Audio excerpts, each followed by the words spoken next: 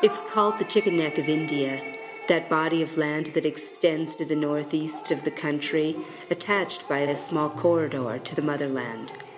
Surrounded by Bangladesh, Burma, Tibet, Bhutan, and Nepal, it's India's hill country, a land of tribes, of shifting borders and loyalties, Nagas, Khasis, Mizos, Bodos.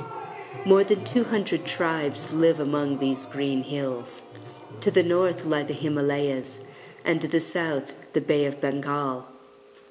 From tropical Assam to the cool highlands of Meghalaya, India's northeast, like elsewhere in the country, has noisy, crowded cities and marketplaces. Stray dogs roam in packs through the streets, and on each corner are shrines to the gods, Ganesh, Kali, Hanuman.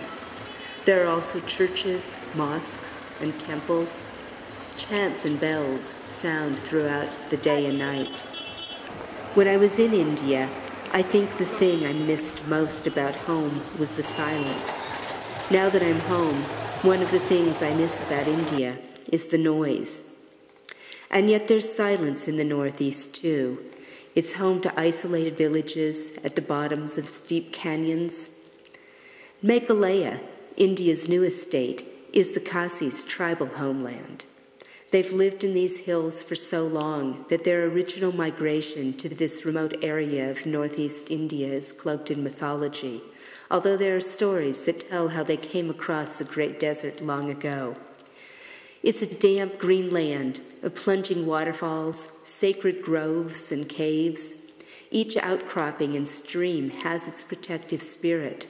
Legends tell of men who even today change into tigers at night and prowl the jungle, and heartbroken mothers and lovers whose laments can be heard in the rivers and waterfalls.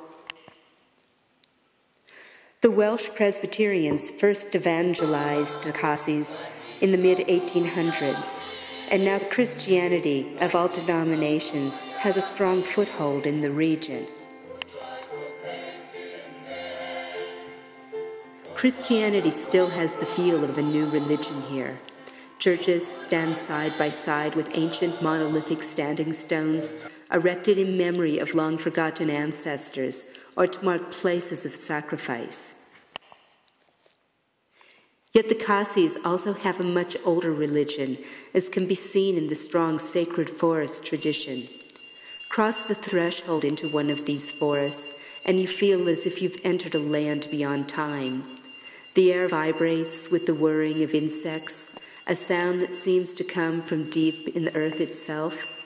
A canopy of branches stretches overhead, blocking the sun, and the air is cool. Protected by the Khasi priesthood, the Lingdos, ancient taboos forbid desecrating the sacred groves. When a tree falls, it is left to return to the earth. Animals can roam freely here without fear of slaughter.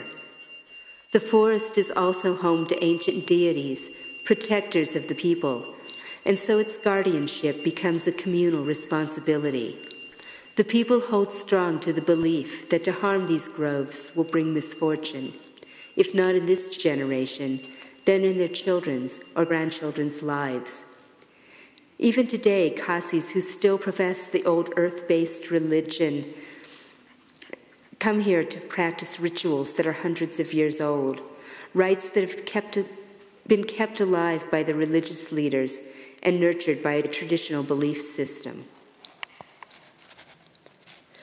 Meghalaya is also home to living bridges in villages at the bottom of the steep ravines outside Cherrapunji. These bridges, made from the roots of an Indian rubber tree, span the rivers, thus connecting the village trade routes. Some are centuries old. Some are just now in the process of being created and may not be usable for another generation or more. Ecologically sustainable, they will withstand the monsoon floodwaters in ways that steel bridges never can. Caught between the worlds of tradition and modernity, India's northeast is a restless place. It struggles to keep alive its culture while finding a place in the present world.